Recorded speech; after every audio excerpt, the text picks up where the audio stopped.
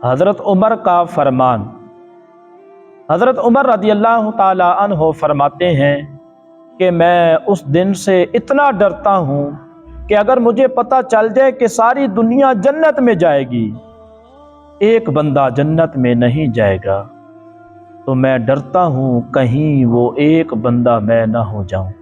اور اگر مجھے پتہ چل جائے کہ ساری دنیا جہنم میں جائے گی سوائے ایک شخص کے، تو میں دعا کرتا ہوں وہ ایک کبھی میں ہو جاؤں، اس کی رحمت سے یہ توقع رکھتا ہوں۔ یہ بات ذہن نشین رہے کہ بڑے بڑے لوگ ہیں جن کی زندگی تقوی اور طہارت سے عبارت تھی، وہ اپنی زندگی بڑے احتیاط سے گزارتے تھے، لیکن اس کے باوجود خشیت الہی سے ڈرتے تھے۔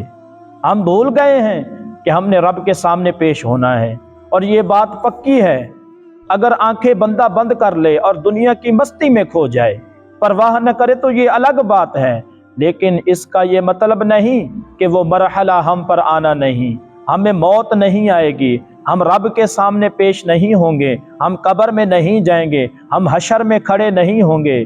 میرے بھائیوں، ایسی بات نہیں، ہم قبر میں بھی جائیں گے، ہمیں موت بھی آئے گی، ہم رب کی بارگاہ میں پیش بھی ہونا ہے، اور رب کو اپنا حساب و کتاب بھی دینا ہے۔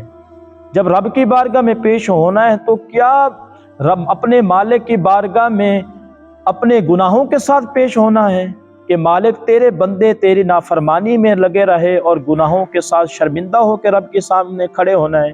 میرے بھائیوں، ہم لمحہ لمحہ موت کے قریب ہو رہے ہیں، اور کوئی پتہ نہیں کسی وقت پیغام اجل آ جائے اور ہم دنیا سے چل بسیں، ہمیں موت آ جائے۔ کل نفس ذائقۃ الموت۔ تو موت کی تیاری میں رہنا، اللہ تبارک و تعالیٰ اس بندے پر بڑا خوش ہوتا ہے۔ تو صالحین جن پر اللہ تعالیٰ کا انعام ہے، ان کے رستے پر چلیں، نقش قدم پر چلیں، اپنی زندگی بسر کریں۔ زندگی کا ایک قصہ مختصر ہے، دنیا فانی ہم نے چھوڑ جانا ہے، پھر آخرت کی طرف چل بسیں گے، پھر لوٹ کر کبھی دنیا میں نہیں آئیں گے۔ اگر پیغام اچھا لگا ہو، ثواب کی نیت سے شیئر کریں۔